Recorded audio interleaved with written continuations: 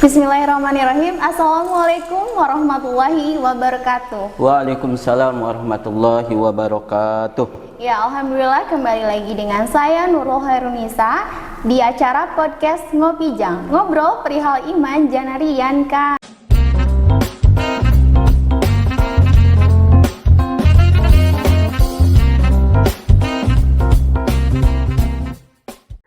Sebelumnya nih Pak, kita akan nyapa dulu yang di rumah, warga-warga Asalam yang sedang sahur. Mudah-mudahan sahurnya tetap nikmat dan puasanya lancar serta sehat-sehat. Amin. Amin. Nah, sebelumnya hari ini kita kedatangan narasumber kita nih, yaitu Bapak Ustadz Abdul Basar. Assalamualaikum Bapak. Waalaikumsalam warahmatullahi wabarakatuh. Gimana Pak kabarnya? Alhamdulillah sehat dan masih insya Allah istiqomah dalam puasa. Alhamdulillah, amin. Nih Pak, sekarang itu kita akan membawakan tema puasa dalam perjalanan. Nah, saya juga sudah memegang beberapa pertanyaan yang mewakili wargi-wargi Asalam untuk bertanya mengenai yaitu puasa dalam perjalanan.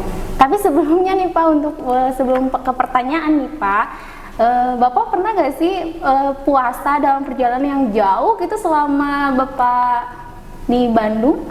Untuk perjalanan kemana gitu? Ya, perjalanan, bismillahirrahmanirrahim. Sebelumnya alhamdulillah wa ba'du. Berkaitan dengan safar ini sebenarnya ketika dikaitkan dengan puasa, maka kita harus salah satu rujukan ayatnya adalah di surat Al-Baqarah, kalau nggak salah di ayat 185, di mana di situ dikatakan a'udzubillahi minasyaitonirrajim, bismillahirrahmanirrahim, syahrul ramadhan alladzi unzila fihi al-Qur'an hudan lin-nasi wa bayyinatin minal huda wal furqan faman syahida minkum asy-syahra falyasum wa man kana maridan aw 'ala safarin fa iddatun min ayyamin ukhra yuridullahu bikumul yusra wa la yuridu bikumul usra. Shadaqallahul azim. Di ayat itu ada penekanan wa man kana minkum maridun aw ala safarin fa iddatum min ayyamin ukhra. Dikatakan bahwa ketika orang yang sakit dan dalam perjalanan, maka diperbolehkan untuk berbuka puasa. Kalau secara pengalaman, alhamdulillah saya mungkin adalah, walaupun ini 15 tahun yang lalu, perjalanan cukup jauh, Jawa Timur ke Jawa Barat, di mana Jawa Timurnya berangkat jam 6 pagi, kemudiannya harus nyampe Jawa Barat kalau nggak salah dulu itu, karena sempat naik kereta api, mogok juga kereta apinya, dan itu nyampe Jawa Barat atau nyampe Tasik itu jam 8 malam. Dan di situ ya banyak yang ataupun ada dari rombongan, karena kita rombongan ketika waktu itu ada yang berbuka, ada yang tidak, karena memang secara ininya ada yang membolehkan, ada yang tidak, seperti itu. Baik Pak. Nah, jadi ini juga ada pertanyaan nih Pak dari warga Asalam juga. Ini puasa seperti apa yang sebaiknya dilakukan oleh orang yang sedang bepergian? Ya, kalau berkenaan dengan itu, maka kita harus terlebih dahulu apa sih yang disebut dengan musafir atau berpergian itu. Kalau ngambil secara kamus besar bahasa Indonesia, disebut musafir itu adalah orang yang pergi keluar dari negaranya dalam kurun waktu lebih dari 3 hari. Lama. Itu yang disebutkan kalau dari kamus besar bahasa Indonesia. Tapi kemudian kalau dari segi agama ada yang menyatakan lagi bahwa perjalanan itu kemudian ada keterbatasan mulai dari jarak. Jadi jaraknya kurang lebih itu ada yang mengatakan 81 km, ada yang mengatakan sampai dengan 89 km. Kalau jaraknya, artinya kemudian yang kedua, penempuhannya pakai apapun, yang jelas jaraknya segitu, maka itu boleh. Kemudian yang ketiga ada juga dengan bahwa pemberangkatannya itu bukan untuk maksiat, artinya hal-hal yang dilarang oleh agama. Kalau hal yang dilarang oleh agama, maka tidak boleh kemudian melakukan buka puasa. Kemudian di samping itu masih ada beberapa hal yang kemudian diperbolehkannya seseorang berbuka puasa. Ada yang mengatakan juga bahwa keberangkatannya itu sebelum fajar. Jadi sebelum sahur dia sudah berangkat ataupun sudah keluar dari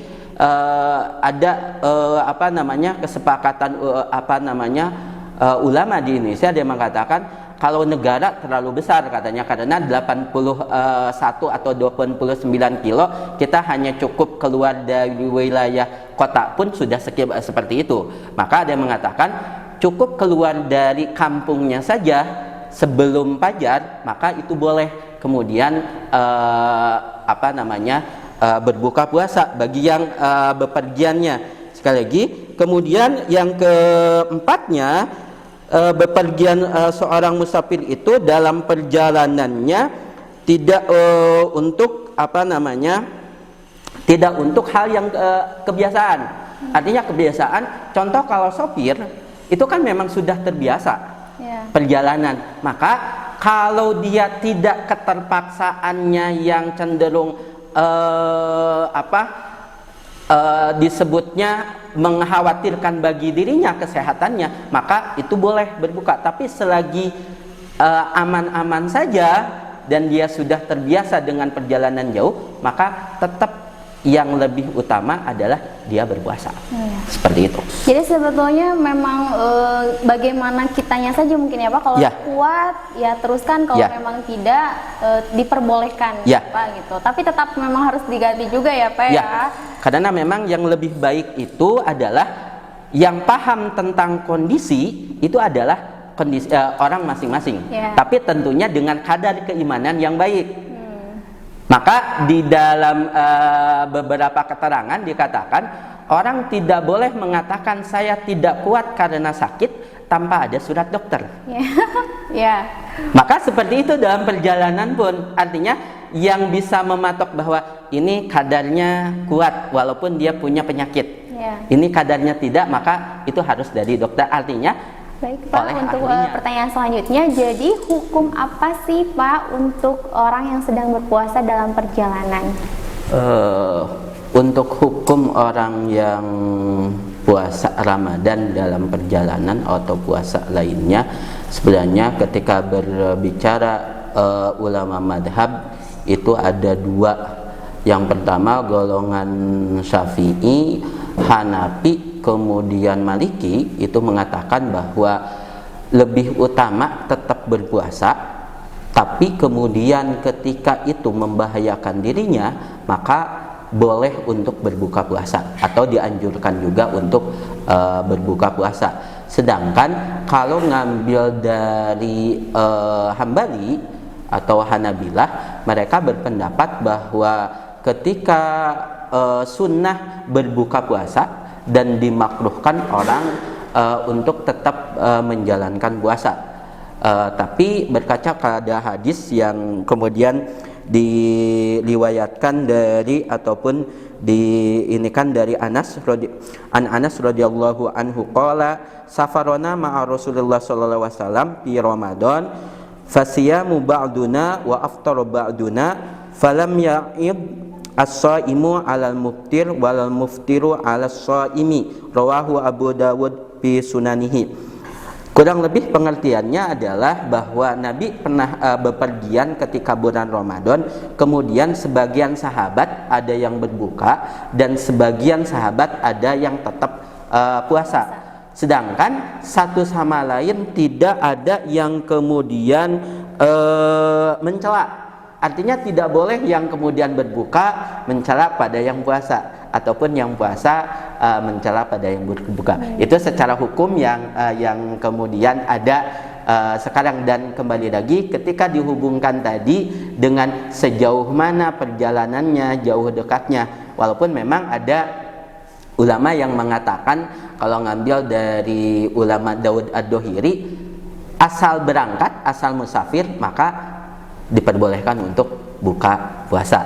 Tapi kalau ngambil yang Syafi'iyah, tentunya yang Syafi'i tentunya harus minimal 80 atau 81 kilo jaraknya. Baik. Seperti itu. Nah, kalau untuk membicarakan mengenai boleh membatalkan puasa, boleh ya Pak? Sesuai Boleh. dengan keadaan. Sesuai atau dengan mungkin keadaan. situasi. Iya. Nah, jadi menurut Bapak apa saja nih kalau untuk yang membatalkan puasa untuk orang yang sedang berperjalanan gitu Pak?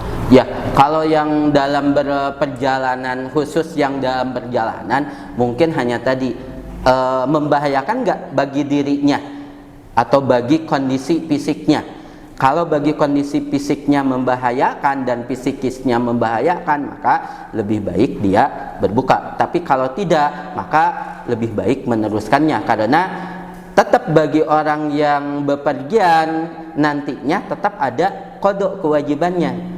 Sedangkan ketika bareng saja, kalau ini cukup berat, apalagi ketika hanya sendiri. Itu kalau dalam hanya dalam bepergian. Sedangkan ketika tidak dalam bepergian, yang membatalkan puasa itu cukup banyak gitu kan. Dimulai dengan makan dan minum sengaja, itu membatalkan kalau dengan sengaja. Tapi kalau tidak sengaja, lupa dan sebagainya, maka berapapun itu tidak masalah. Tapi yang jelas tidak boleh dilupakan gitu kan. Melupakan itu tidak boleh, yang jelas hanya kelupaan saja. Kemudian ada berhubungan badan ketika suami istri, kemudian keluarnya mani gitu kan, itu termasuk dari yang disengaja juga.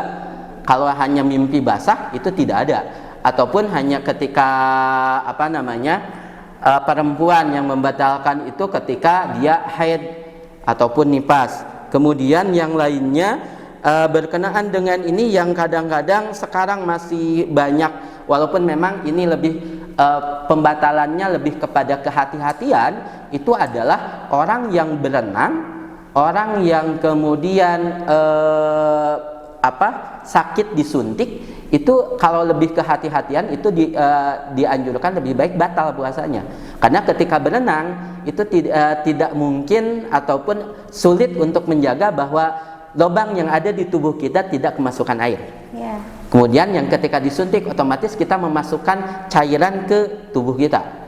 Seperti itu. Ataupun itu yang kehati-hatian. Tapi di tadi yang pembatalan masih ada, itu ketika kita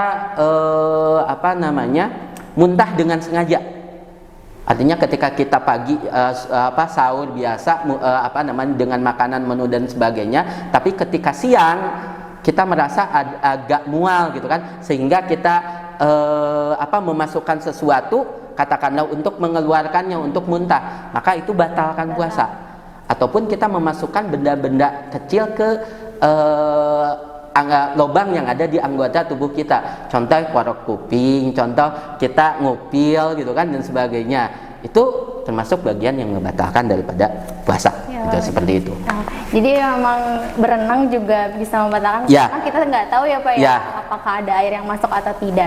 Nah, untuk pertanyaan selanjutnya nih Pak, ini dari saya sih Pak, saya pengen tahu ketika seseorang dalam perjalanan yang jauh kan mungkin itu naik bis atau pakai kendaraan pribadi, pusing dan lain sebagainya gitu ya Pak, dalam keadaan pingsan tuh seseorang itu dan dibantu sama orang-orang sekitar, dikasih minum, batal nggak Pak?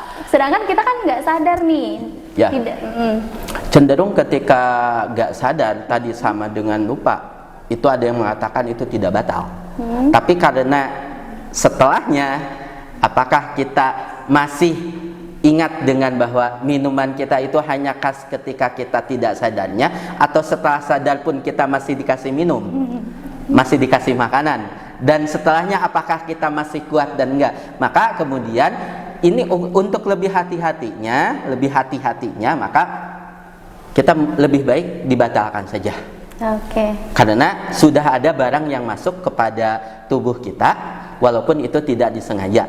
Tapi kan secara otomatis fisik kita sebenarnya sudah drop, sudah lemah, sehingga untuk melanjutkan pun kita cenderungnya agak khawatir gitu kan. Kecuali memang Anda sudah tidak ada kekhawatiran apapun. Dan tadi mungkin gara-gara pingsannya gara-gara sesuatu yang memang kecapean secara pikiran, secara psikis saja, tidak fisiknya. Ya. Itu mungkin. Soalnya kan ada juga ya Pak ya, yang bangun dari pingsan dia ingin melanjutkan gitu kan, tapi dengan ketidaksadaran orang-orang sekitar ngasih minum gitu. Jadi kalau bisa ya dibatalkan saja ya Pak. Kalau bisa dibatalkan saja lah, karena hari esok masih ada, bulan depannya masih bisa ada, masih juga bisa diganti di kemudian hari, selagi umur kita panjang dan kita tidak meniatkan dari awal untuk tidak puasa. Itu. Baik, wargi-wargi Assalam semuanya, kita sudah mendengarkan beberapa pertanyaan dan sudah dijawab juga, sudah dijelaskan juga oleh Bapak Ustadz, dan mudah-mudahan apapun ilmunya kita bisa dicontoh Pak, mudah-mudahan. Dan mudah-mudahan yang di rumah juga puasanya tetap lancar. Nanti kita ketemu lagi di podcast Ngopi Jang selanjutnya di tema-tema yang lain. Mohon maaf bila ada salah-salah kata. Assalamualaikum warahmatullahi wabarakatuh. Waalaikumsalam warahmatullahi wabarakatuh.